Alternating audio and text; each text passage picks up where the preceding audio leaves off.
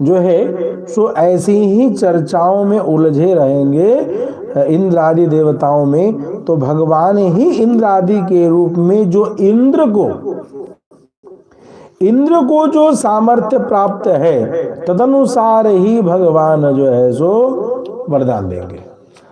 अब आप गाय को पूजेंगे तो गाय के समान भगवान, जब आप बकरी को पूजेंगे तो बकरी वाला फल मिलेगा, जब आप गधे को पूजेंगे, अब रामदेव ने कहा गधी का दूध पियो, तो गधी के दूध में भगवान गधी दूध देंगे, गधी का दूध ही पीने को मिलेगा। आपको लेना क्या है, उस रूप में भगवान की आप उपासना करते हैं। अब बात समझ में आ गई, आगे बढ़ा जाए।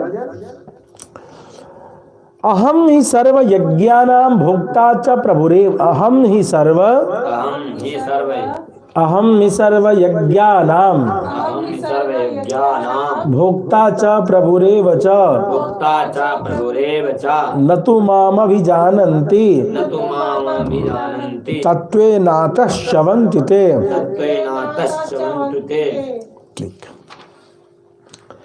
प्रभु एव च तत्र तत्र फल प्रदाता च अहम एवित्यर्थ। भगवान कहते हैं कि अहम ही सर्व यज्ञाना, मैं ही समस्त यज्ञों का भोक्ता हूँ।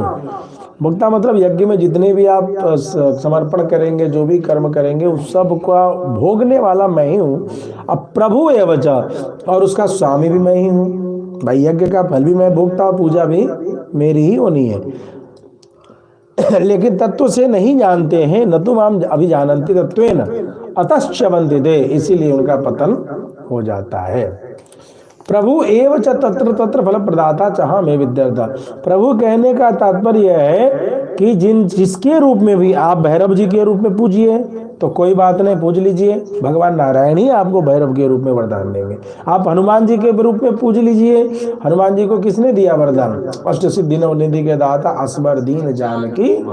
आप शीतला माई के रूप में पूजिए, आप दुर्गा जी के रूप में पूजिए, आज महालक्ष्मी के रूप में पूजिए, महाकाली के रूप में पूजिए, कुल देवता के रूप में पूजिए, अलग अलग रूप में आप चाहें तो पूज सकते हैं, पूजने में कोई बुराई नहीं है, भगवान मना नहीं कर रहे कि पूजो। लेकिन उन देवताओं का अधिकार क्षेत्र में जो जो सामर्थ्य होगा, आप चंद्रमा को पूज लीजिए, आप मंगल को पूज लीजिए, आप राहु को पूज लीजिए, आप केतु को पूज लीजिए, जिसको पूजना है पूजिए, उसी अनुसार मैं फल को प्राप्त कराता। अहो भाष्यकार यहाँ टिप्पणी करते, अहो बड़े आश्चर्य के साथ अहो शब्द का प्रयोग भाष्यकार कर रहे हैं।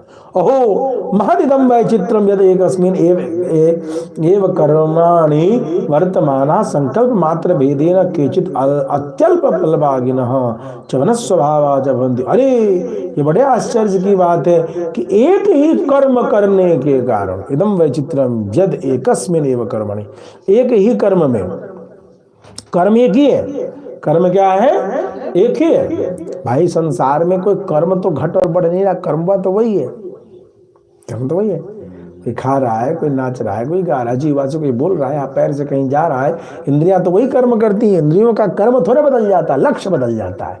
क्या बदल जाता है, लक्ष्य बदल जाता, कर्म नहीं बदल सकता। कर्म कोई क्या सुधारेगा, लक्ष्य सुधारना है। इस लक्ष्य सुधारने से तात्पर्य है कि लोग कहते हैं लक्ष्य सुधारना नहीं था तो कर्म सुधारो।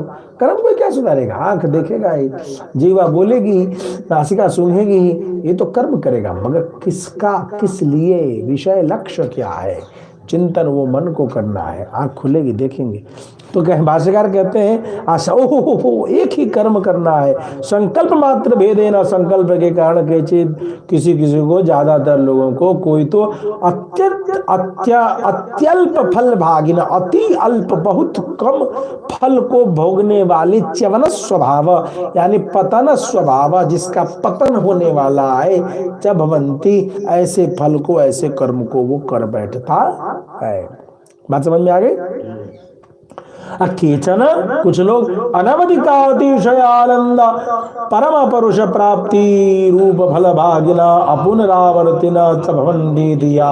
ओहो, और कुछ ही लोग ऐसे होते हैं जो अनवधिकातिशय, जिसकी कोई अनवधिक, जिससे कोई ऊपर नहीं है, जिसकी कोई सीमा नहीं है, ऐसी अपार अतिशय आनंद स्वरूप परम पुरुष की प्राप्ति रूपी फल को प्राप्त करने वाले होते हैं। अपुनरावर्तिना, और फिर उनका इस संसार में आगमन, दोबारा इस जीवन मरण का